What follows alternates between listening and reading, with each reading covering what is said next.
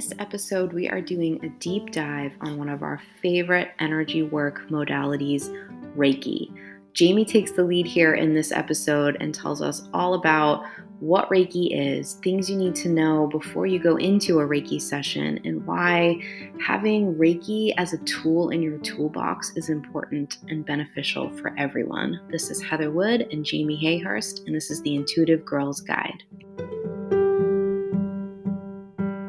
Jamie's going to actually take the lead on this episode because Jamie is a master, or Jakey, as I'm calling you now, is a master when it comes to Reiki. So you're going to take it away and let's do this. Let's go. All right, let's talk about Reiki as one of many healing modalities. As we're talking about energy work, this is just one of many. And Reiki might not be 100% for you. You might love it.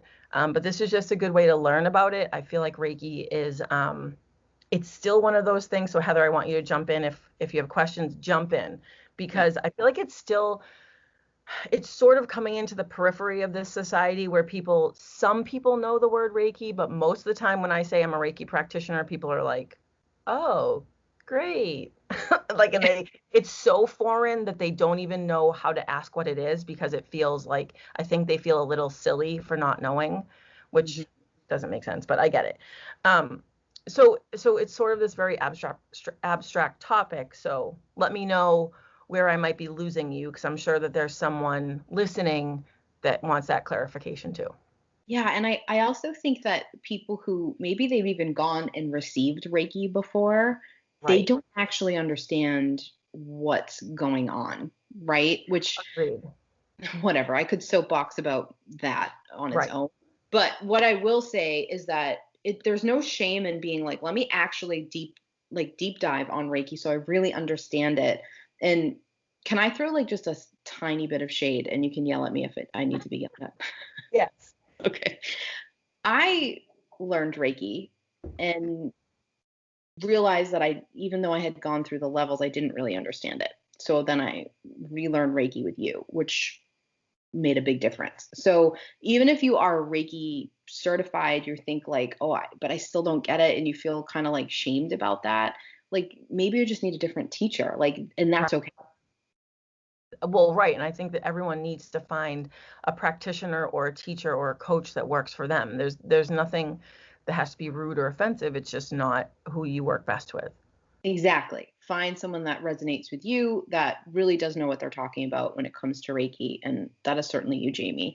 I also think Reiki is something literally everybody can use. It's one of those modalities that you use for yourself. You don't have to become a Reiki practitioner to use Reiki, like to heal people. Like you can just use it in your own life regularly, and it's going to have a huge benefit. So that's why I'm excited that you're going to talk about this. Yeah, we're going to talk about the practical uses of Reiki, like what a session looks like. We'll go over all of that, but I agree with you. I think that Reiki, we need to expand how we look at that and how we apply it to our lives.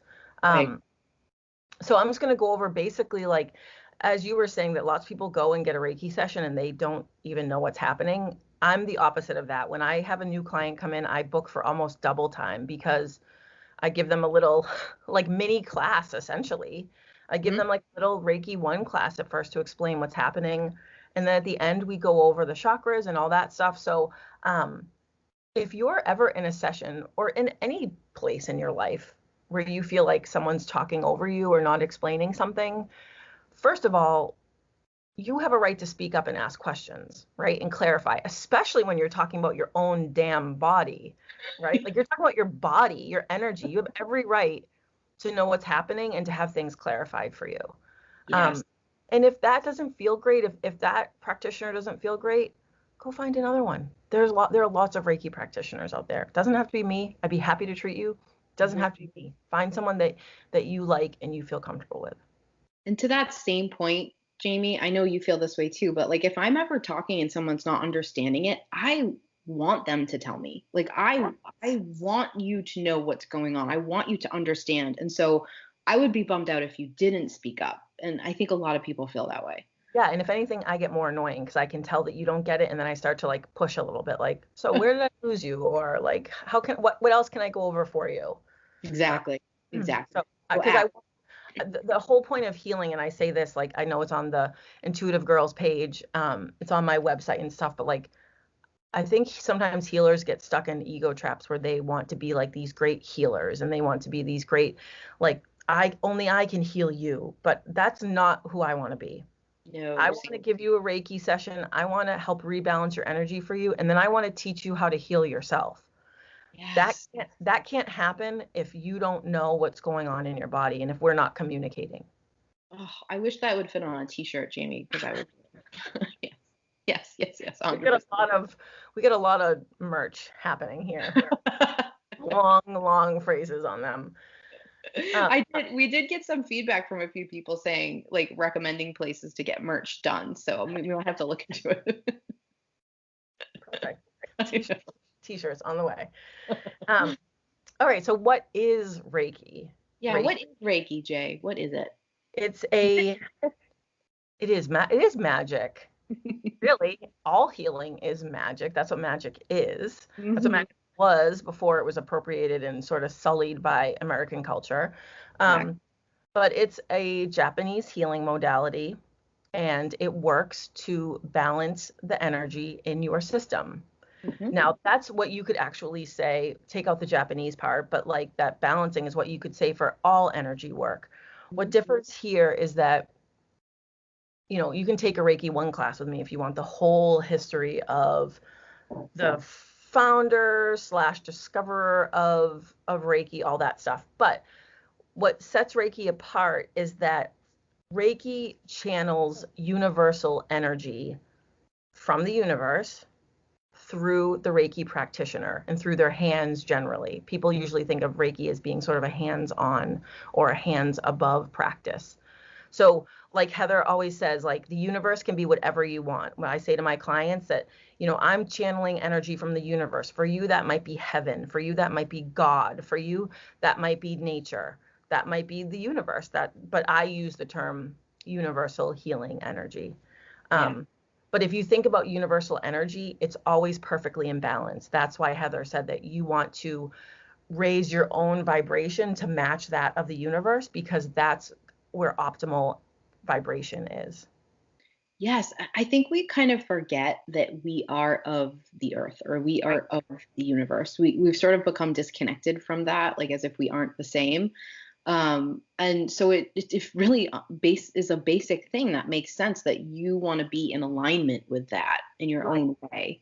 Right. And We are souls and bodies, right? yes, So Reiki to is such a great way to right, do so that. Reiki will rebalance your energy Hmm. of inside this human sack, right, of flesh and bones.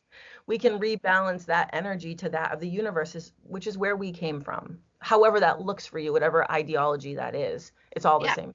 Whatever your word is for universe, if you Right. substitute it in there, I think it will make sense to you and will feel right to you. Right. Mhm.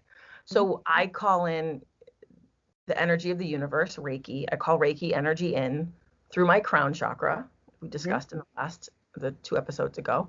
And then I call that down through my system, and I basically channel that through my body into your body. Mhm. And when I do that, it puts that universal energy into your system and it rebalances all of your chakras. Yes. And Mhm. so then you are able to move out blocks, Mhm. move out sort of funky energy that's stuck in you, either from like traumas or emotional issues or physical issues. We can move all those blocks out and we rebalance that energy to be of a high vibration. And I think an important thing that you said there that's worth repeating is that as a Reiki practitioner, you are being a channel. Like Right. it's not the energy from your Correct. being that you're putting into somebody else. You're helping that person's energy balance by being the go between kind of between the universe energy and that person's energy, right? Exactly. And that's a great point because people always ask me, "Oh, is this really tiring for you?" And the answer, it shouldn't be tiring. It Hmm. shouldn't be tiring if I'm properly, holding my boundaries up, protecting my energy, and I'm just sending Reiki through me to you, it shouldn't be tiring. Yeah, like standing and doing the physical work of a session, yeah, that's a little tiring. But like when you're having a session with me, you're not getting Jamie energy Right. and I'm not getting Heather energy, right? Like there shouldn't be an exchange of energy between my energy and your energy. It should just be the universal energy going into you. Correct. You have been trained to be a sort of a channel, to put yourself in a certain state to Right. be able to create that. So, if you have a headache and I go in to get Reiki from you, I'm not going to get your headache and vice versa, because we aren't exchanging our Right. personal energy with each other. Exactly. And More like, more than you would if you were just like walking by someone, right? right, exactly. And like you teach that as a practitioner, I'm observing your energy, the client's energy, but I'm not absorbing it. So if Mm, if you do have a headache, if you do have all these blocks, if 6 of your 7 chakras are blocked, that should not be affecting me. exactly. Exactly. And if it starts to, what to do to make an Right. adjustment, right? Exactly. And it won't affect the person getting the Reiki. So, Nope. yes. Nope. Awesome. Awesome. So, and I know we already touched upon the chakras, but like we said, there are generally believed to be 7 chakras. Some people say 12. There are also a lot of people that believe in a system of having 114 chakras. That's a lot of chakras to manage. I mean, that's just like basically all of your body, which I agree with. I agree that there's energy moving in and out of your body all the time. I would not dispute a 114 chakra theory. I would just say that it's easier to focus on 7. Yes, let's not complicate our energy work here. Let's stick with 7, but be open to the idea that there's all kinds of things going on energetically in your body all the time. Right. Exactly. And those are measurable by science. Like you can see where through different testing mechanisms, you can see where there is energy clustered. You can see where energy is moving in a human body. Right. Um, You we can measure the talked energy in an atom. I mean, think of how exactly, many of those you have. So, yeah. exactly. And so we talked earlier about meridians. The Reiki, the Reiki goes through the chakras and then down out through the meridians. Um, there's also this belief system that there are things called nadis, which are energy channels. And the theory is that there's 72,000 of them in your body. Wow. I So mean, that's I totally believe that, but that is a right. lot. Right. But like as any human being, like I can't go through and check off each 72,000 nadi, right? Like we're sending energy to the whole system. And what I love about Reiki and what I tell in my classes is that Reiki takes the ego out of energy healing Yeah. because as a Reiki practitioner, I'm not supposed to be fixing anything on you. I'm sending the Reiki, and what you should be being taught in class is that Reiki goes where it's needed. Mm. So even if you, like Heather with your throat chakra problems, I can send all the energy there and I can rebalance for a little bit. But if you're not ready to heal that, if it's something in you that you need to work further on or dig a little bit deeper on, it's not my place to be like, boom, your throat chakra is fixed and I have healed you. It's like you might not be ready for that. So I'm going to give you the support where it's needed, but if it remains blocked, it's not because anyone failed, it's because your system is still working on it. Yes, and I feel like we say this a lot. My throat chakra just got crazy. You're talking about it. I feel like we say this a lot, but any kind of person who does energy work, whether it's Reiki, whether it's doing like a session with me, or whatever kind of session or thing that you're doing, Mhm. it's about the practitioner Right. looking like they have all this knowledge and they're going to heal you, and they're selling you some healing process. um, just beware. Yes. That's not how it works. We are assisting you in doing the healing. You Right. are the one that is going to do that. And it isn't about us getting a result from you. It's about us allowing you to have extra tools and support in getting the result you already are looking for, right? Right. And as a practitioner, I'll admit to sometimes my ego ticks up and it wants me, especially if I'm dealing with what you and I would call like muggles, like someone who's not experienced with intuition or energy or anything like that, someone who's new to this or doesn't even necessarily believe it, but they find themselves on the Reiki table. I find myself wanting to be like, oh, I want to do a good job. I want them to experience this. I want them to like start crying in the middle of a session or whatever. But like, after practicing it, I realize now that that's my ego looking for validation, right? So Yes. it's easy for me to check myself and be like, The Reiki goes where it's needed. This person's going to heal what they're ready to heal, and that's it. Right. Yeah. But if you're working with someone who's saying like, who's making themselves the star of the show, Mm-hmm. then you might want to look at finding someone who's more on the level of supporting you and healing.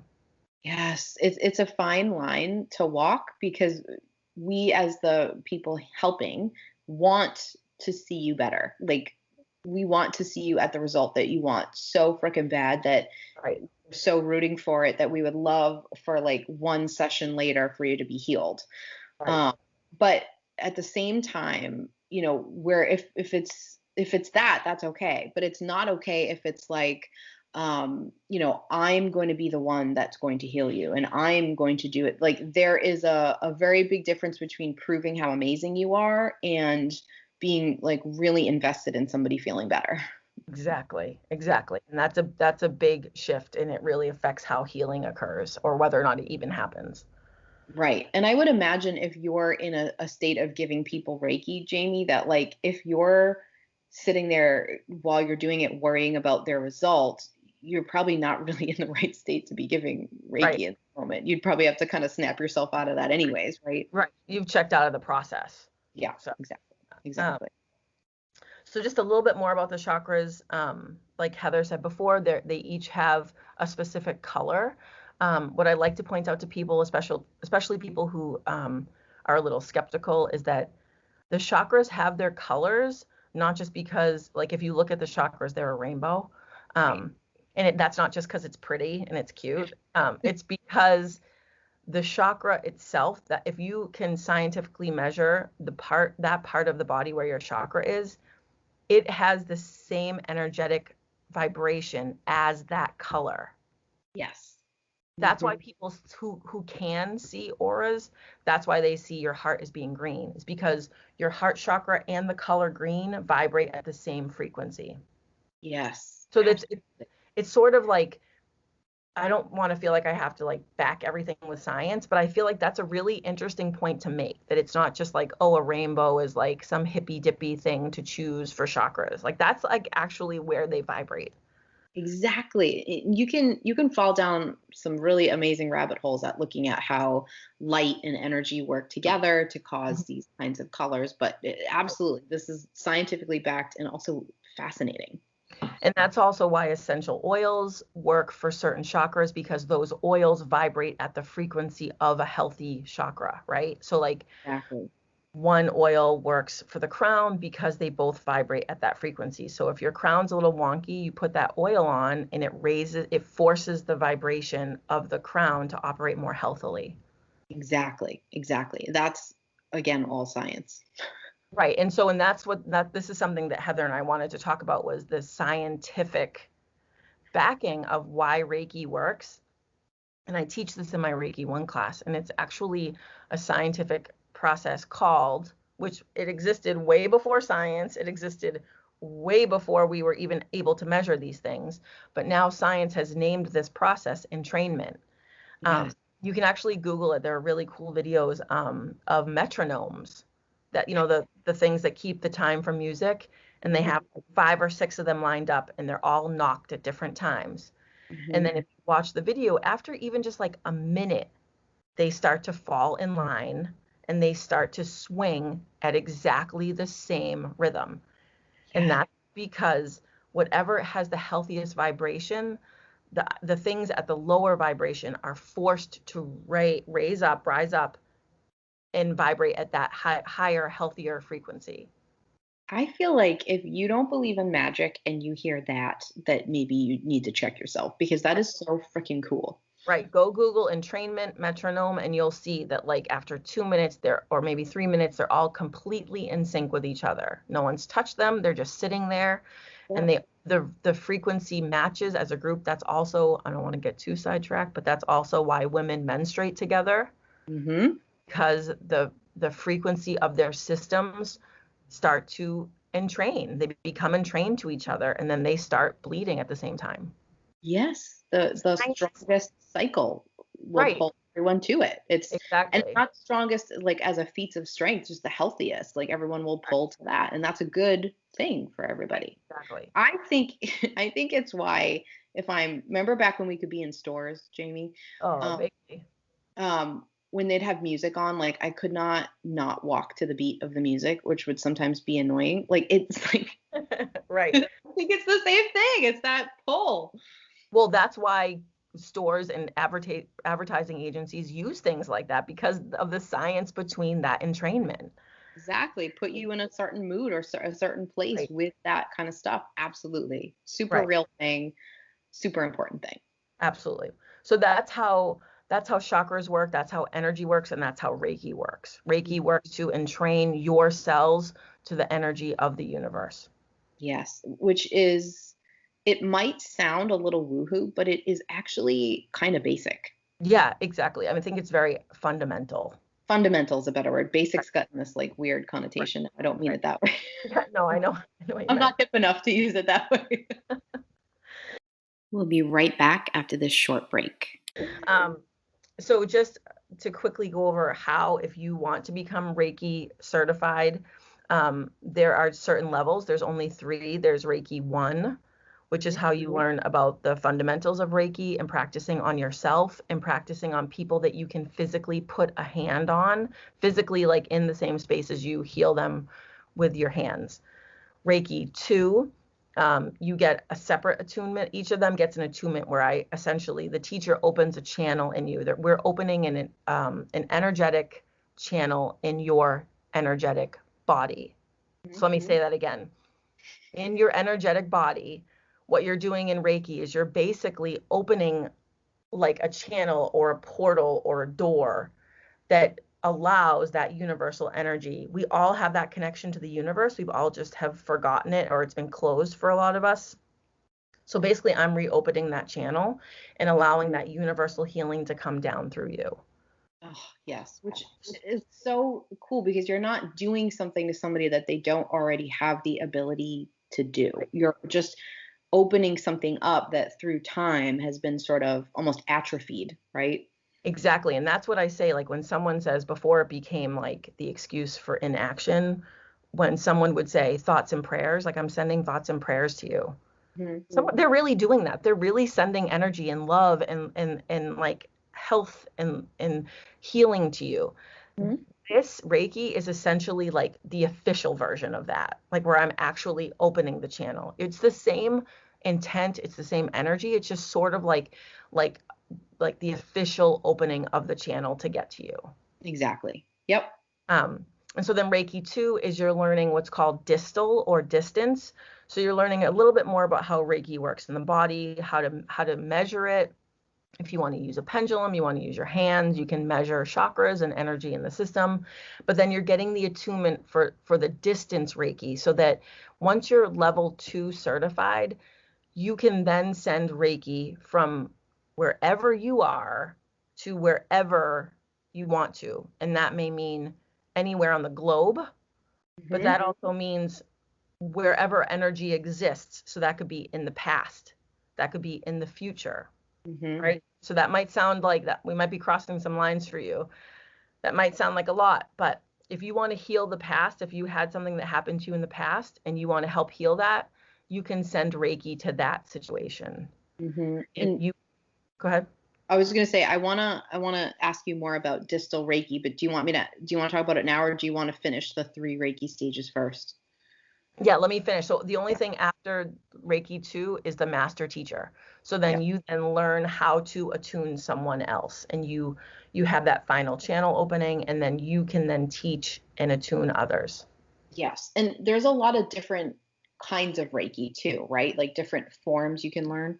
Right. So I wouldn't say this out loud really, but I'm a triple master. So I've been attuned to three different types of Reiki, which you could consider it like three different channels of energy that come down from the universe. So they just have different symbols that you can use to help heal different things. Mm-hmm. Yes. Triple Master Reiki, Jamie. Triple Correct. master Jakey. Shaky, right. And there's actually this sort of taboo, forbidden grandmaster title, which I did get attuned to that. Lots of people would say that doesn't exist, but I don't Mhm. care what they say. Exactly. Too many different opinions. Right. The more you're educated in different ways to do this in different forms, the better. Like the better able you are to help people with the part that resonates with them, right? Exactly. Yeah, awesome. So, okay, so could we talk about distal Reiki a little bit? Because I feel like distal Reiki is awesome, and a lot of people feel like it might be sort of like fake or not as effective as Reiki Yes. in person. Like, will you talk a little bit about why that kind of doesn't matter? So energy is energy, no matter where it is and no matter where I am as a practitioner. So everything is made up of energy. Energy exists in the past and in the future. So as long as I can tap into that energy, I can send Reiki to it. Hmm. So um, it feels like a little impossible if you're new to this, but it's actually the same exact thing. The only difference in a distal session and an in-person session um, is whether or not you're taking an active role in the session. Meaning, as the recipient of the Reiki, the added benefit of an in-person session is that you're actually taking the time out to have the session, to get on the Reiki table. I'm almost sort of like you're forcing yourself to relax, to let go, to have that meditative moment. There's frequency music playing, there's essential oils being diffused. There's a lot happening that really enhance that meditative experience, but that is not actually Reiki. Right. Those just Putting yourself in a state that's probably ideal right. for receiving Reiki because you're not also like cooking dinner or like doing something else. You're really putting yourself in the best possible space, right? Exactly. And those are just sort of like auxiliary tools that help support or enhance the Reiki, but the Yes, Reiki itself is not heightened by being on the table. exactly. The only thing is that sometimes if you're not incredibly receptive, if you're at home and you're getting a distal session, you might not actually feel it coming into your system, but it's still going. But if you Yes. tend to be skeptical, that might Mhm. be a place where your ego jumps in and says, this didn't work. Right. Exactly. So Exactly. I, sorry, I tell clients that they can either go about their business if they're having a distal session, like do whatever you want, like, or you can do what I call actively receiving. Yes. You go to your bedroom, you lay down, you put on some frequency music and just relax while it's happening. Absolutely. And to add to that, something that I've done when I've gotten distal Reiki from you is I've asked for it during a time when maybe I couldn't stop and do that, but I Mm, knew it was there. And then later, when I had a moment, I created that sort of space and like really felt the Reiki that had already been sent to me. So even if like maybe you're about to go do like a big presentation that you're really scared about or something and you get like a little bit of distal Reiki, so in that moment maybe you can't sit quietly and unpack it, but like later you can. That's still very effective, right?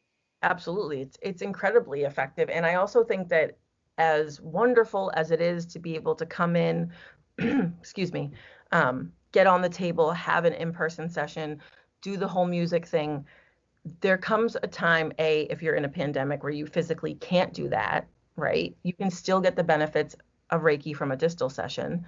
But I also found that some people, if we talk like we did in the Real Talk session about self-care, was that people were making it like something on their to-do list. Like Yes. getting in and getting on the table, and like there were some people I noticed were like rushing. They were like, okay, all right, I'm just gonna hop up on the table and then I gotta go grocery shopping and then go do this and that, and then you're completely neutralizing the effects because it's now become something that you have to do. Yes, absolutely. That's such a good point. Like whatever works for you in the now to like take a moment and take care of yourself, Right. whether that's coming in person or getting it distally, like that's what you should do. That should be the priority, not like it's better one way or the other. I think if you can get in person and get it done once in a while, ideal. And then in between, fill that in with some distal Reiki. To me, Agreed. that's perfect. And find your balance of it, right? Right, agreed. I think that, and I just don't think a lot of people's lives offer the time to have 2 sessions of Reiki a week. But if you're really dealing with, I have clients who have very, very chronic problems, chronic pain that they've been dealing with for decades. And something like that isn't going to just be fixed after 1 session. So if you're willing to put the time and the work in towards it, then that can happen while you're at home or while you're at work. Yeah, maybe taking the time out doesn't work for you, but that doesn't mean you still can't benefit from having it regularly. Absolutely. Right. I found a cool study that I think will sort of scientifically back the distal Reiki a little bit. Let's hear it. So it was a study done at the Institute of Heart Math in California.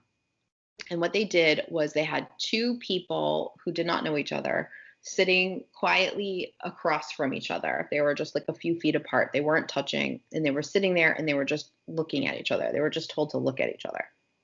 And they were hooked up to machines measuring their heart signal, so an electrocardiogram, and their brain waves, so an EEG. So Mhm. these were hooked up to them. So what's amazing is that they found that so say person one is sitting across from person two. Person one in their EEG had the other person's heart signal in it. So like they're without knowing, like they didn't know that information to say, right? Right. They picked up the person's heart signal, like that beat, Right.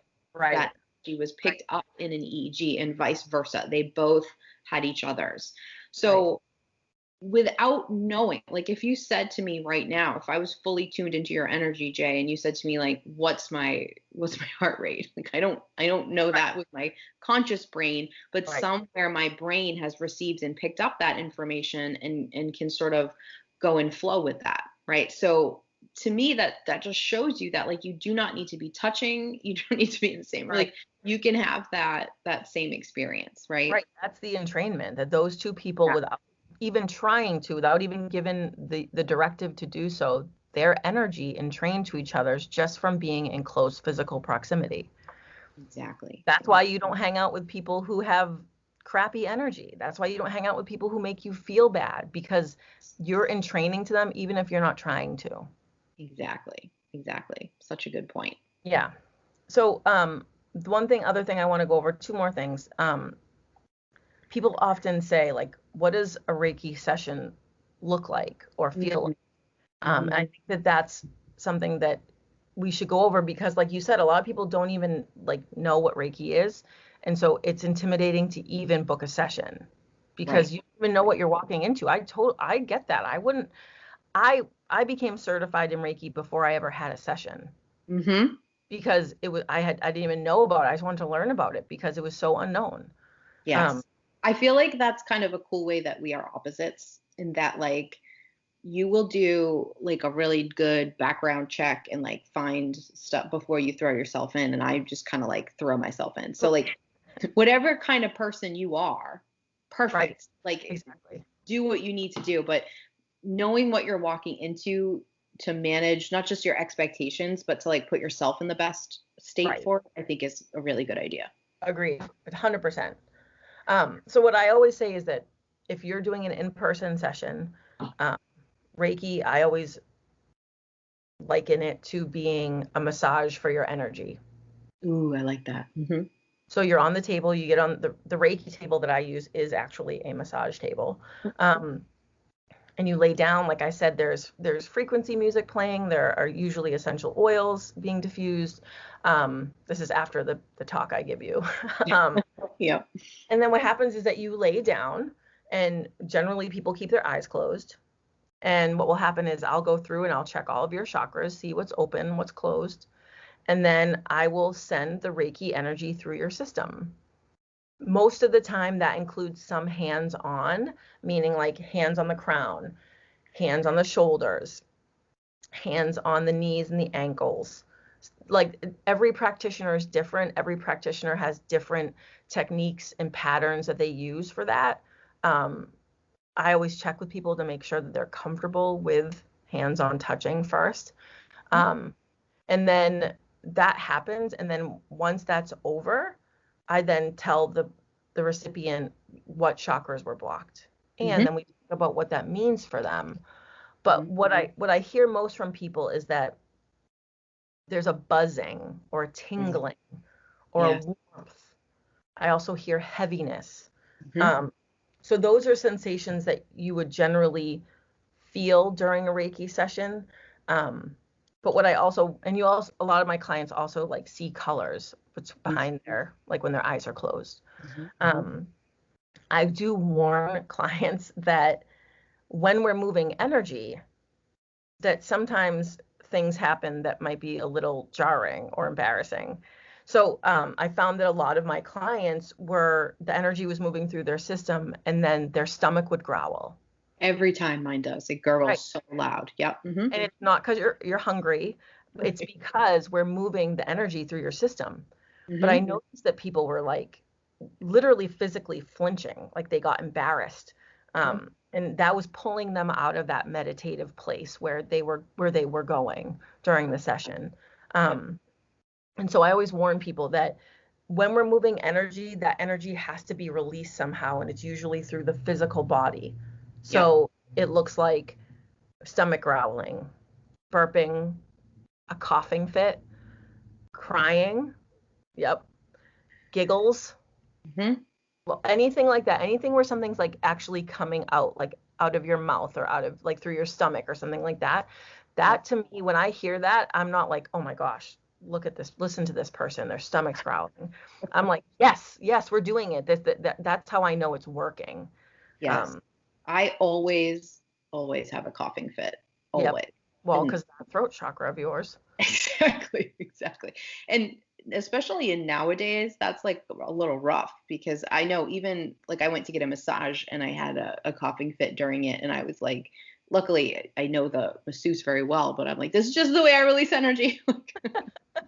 Exactly. And some people just cry like but not like this big sobbing thing, like tears are just streaming from the sides of their face and it's not like a big moment. It's just releasing from their system.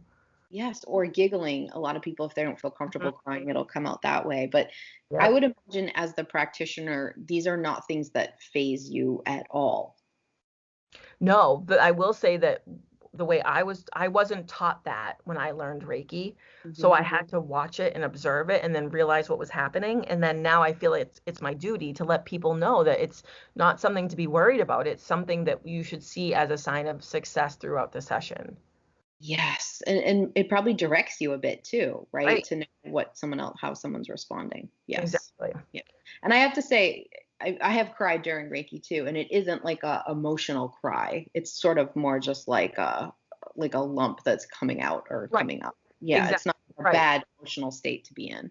Right. And that's what I tell people after if they leave a session and they're really emotional and they're crying at the drop of a hat, like you don't have to solve anything with that. You just need to observe it and let it go because it's just your body letting go of all that trapped energy. Yes, roll with it, baby. Right. Just let it go. Most times I would say if you're crying, figure out why, like heal that. But after a Reiki session, it's literally just trying to get it out of your system. Exactly. We're not great as a society or a culture at knowing how to release. Right. Exactly. So you Right. probably got some stored up stuff. Yep. Right. And then so what we spoke about earlier is that after the session, I'll go over with you what chakras are blocked and what that might mean for you. And here's where you want to find a practitioner that you feel comfortable with because generally when I go over someone's blocked chakras, I will explain in general what they mean. Right. I'll say that probably 9 times out of 10, the client will go, "Oh, okay." Yes. Like Yeah. like intuitively most people know why if I say your throat chakra and I give you a couple like words to explain that, you know where that is coming from in your life. But I'm Exactly. happy to talk the person through it. But if you're with a practitioner that's saying you have a blocked throat chakra and this means that you are not speaking your truth and you need to speak up for yourself more, stop it. No. Yeah. No, no, No. no. Just You be giving you the prompts to figure it out. Right. You need to find, I will guide you through it. I will walk that path with you. I will help you figure out what it is, but it's not my place to tell you where the healing needs to happen. You have to find out where that Exactly. is. Even if you intuitively pick it up, you kind of rob the person of seeing it themselves. Like you should Right. just be sort of guiding them towards it, right? Right. You are the queen of that, Heather. You're the queen of knowing the problem and then guiding someone to that epiphany of discovering what it is, because it's so much more powerful when you find it on your own, because it's that moment, that clicking moment, that Yes. is what spurs healing to happen. Agreed. It gives you, well, not about the queen part, but I agree that that's important. I'll get that on a t-shirt. You can get triple goddess of Reiki or whatever, and I'll get queen. But yeah, it gives you that, again, that whole body, mind, spirit shift. If Right. you see it, Right. are supported in seeing it rather than being told it. Exactly. Hmm. Um, and then I think where some people get tripped up is that we've discussed this in other episodes, is that you have to do the work. Yes. Right. So you can come to me, and I've had clients who have, like, one-time clients who have come to me and said, I've had this problem. I have chronic this, whatever it is, right? I Hmm. have chronic constipation. It's not like Yeah. something like that. And Hmm. then they have one session, and then they're disappointed that this issue they've been having for 10 years isn't healed. Right. Or it's healed temporarily and then it Yeah. comes. Yeah. Right, exactly. And that's been said, like, oh, I felt better for like a day or two, and then it didn't work. I still have that problem. But yes, because what happens with the energy is that dis-ease that you're feeling, that low vibrational state where your cells are operating at, that becomes like standard operating procedure. I call that, like, it becomes their default setting. Yes. So when you get energy healing, not just Reiki, but any energy healing, you're raising the vibration of your cells. But if you don't maintain that and you don't do the work to figure out why it keeps dropping like that, then they're going to go to their default setting. Exactly. That's why it isn't some like fakety fake magicy thing like Right, the magic magic pill. C. Yeah, with instead of a K. It's because it's clearing out, like referencing the bucket that we talked about in the last episode. Like it's emptying the bucket out for you. Right, But if you just go stick that bucket right under the hose again, like it's going exactly. to fill back out. So it's an assist is what it is, right? Exactly. Yeah. Right. And you shouldn't have a practitioner that wants you to have a session every week for the rest of your life. No. Right. No, no. We It should be a support there when you need it. Right. And we might need a lot of sessions at first to get you to a better default system, right? To get you operating at a really healthy frequency. Mhm. But with my clients, we might do that for a couple weeks, maybe even 6 weeks. And then you should be tapering off. Your body is going to naturally acclimate to that higher vibe. Right. It might not be a good business model, but most of us want you to not need us. Correct. Exactly. It's not a good business model. I don't want you to have to pay me money to do that for the rest of your life. Yes. Seek us when you need us Right. is a healthier way to Right. or look for a practitioner that has that sort of motto. Right. Exactly. Yes.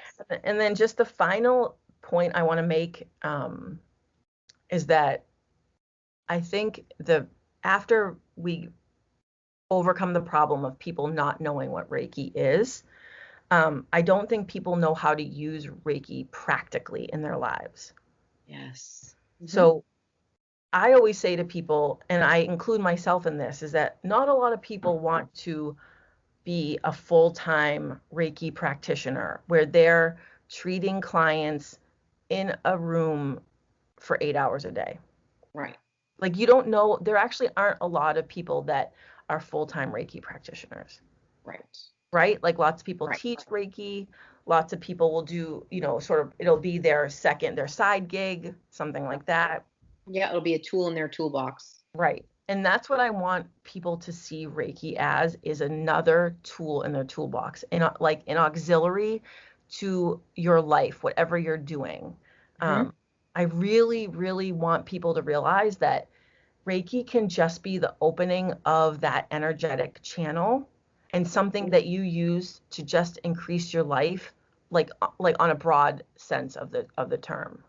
Yes, it's an almost this kind of an overused term, but it's empowering to be able to use Reiki on Right. yourself if you need it. And if you just open that channel, if you just unlock that channel, it's constantly flowing through your life. There's no expiration date. If you get Reiki attuned today and then you never use Reiki until you're 99 years old, the channel is still open. It's Yeah. still there. So like I want what I want for Reiki is I want people to become Reiki certified and use it in their everyday lives. Like Yes. a lot of my clients are hairdressers Yes. because they're constantly touching people, Hmm. right? A lot of my clients are mothers Hmm. because they're constantly hugging and holding their children. And Yes. so that just having that channel open, just having the energy flowing through your body and through your hands, it's just like this, you're up leveling your entire system. Yes. There is not a profession or hobby or anything in the world that would not benefit from you being able to give Reiki. There really Exactly. isn't. You know, Right. all the teachers going back right now, not only should they be getting Reiki regularly, Right. Right. but like the ability to get I know a lot of them, I have a lot of teacher clients and I know you do too, Jay. Like a lot of them are worried about how they're going to keep their kids feeling safe and Right. the energy of the kids in their classroom. So Right. to be able to know you had a way to without touching, without, sometimes people even knowing, Right. to be able to support them is very, it's awesome. It's Right. needed.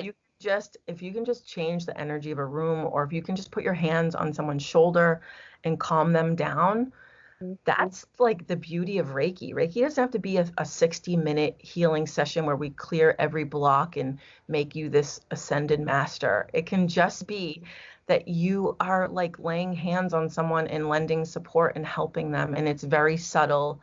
It's Mhm. very, it's very quiet, but it's very, very powerful. Yes.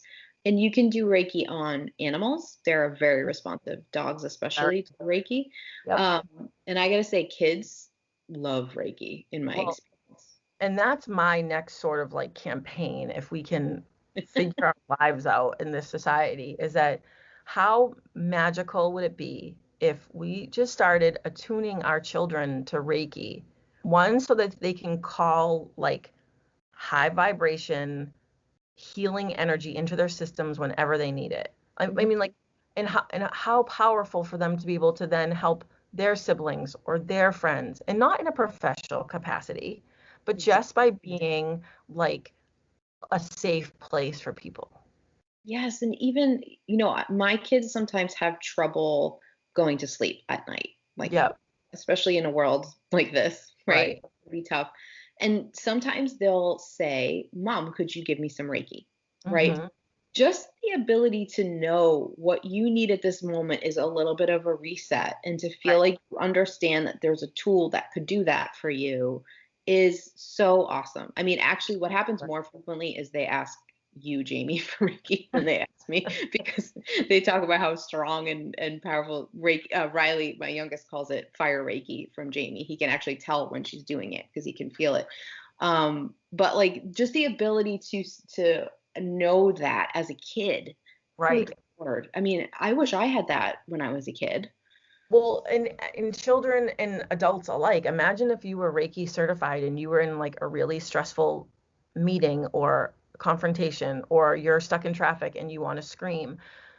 Just envision how powerful it is that you can just take your hand Yeah. and place it on your chest or on your, at your clavicle, and you can just quickly give yourself some Reiki and heal yourself, right? It doesn't have to be a big moment. It can just be something that you can do to heal yourself and calm yourself down. And I think that that's where the magic of Reiki lies.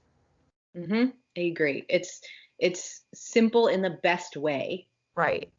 Yeah, It, it's it, simple in the way that it's accessible. Anybody can do it. You don't need to be, a monk that knows how to float off the ground. Like anybody can learn this and do this and be right. benefited from it. Again, because you're the channel, it takes all the ego out of it. Yes. It's just you. It's just you and the energy and whatever you need to do with it. And it's as simple as that. Yes, exactly. All right. So basically, what we're saying is everybody needs Reiki to get Reiki and to be Reiki certified. Yeah, That's our. exactly. Get Reiki certified and share the magic with everyone that you know. That's the glory. And if you take a Reiki 1 class with me, I will go against the grain, not shocking, and I will tell you like some of the problems I have with the lineage of Reiki. Mm-hmm. Um, and how for a while there it became very elitist and exclusive, and now that tide is shifting, and Reiki is like, for me, it's like energy for the people. It's something that like everyone can have. It's not for gurus, it's for everybody. Oh, yeah, we need more things to shift in that direction. So, yep, I love that. So, first of all, everyone should get Reiki from and Reiki certified from Jamie. So just keep an eye out for when she does that and offers that stuff. But if you're not able to get it from Jamie, get it from somebody and ask some good questions, but Right. really get it from Jamie. Right. Yeah. I mean, just find someone that you feel comfortable with. Find someone that you click with. If it feels weird, if like you send some emails to reach out and it feels sort of like sketchy, or if it feels like they're talking down to you, or they're not giving a lot of information, they're just being sort of closed off about it, then do another Google search, find someone else. Ask Exactly. someone. Exactly. Exactly. Yep. I'm with you on that. All right. That's my story about Reiki. I love it. All right, let's go because I want you to do some Reiki on me now. All right. Wrap it up. All right. All right. That was great. Thanks, Jay. Yeah. Thank you. All right. Talk to you soon. Bye. Bye.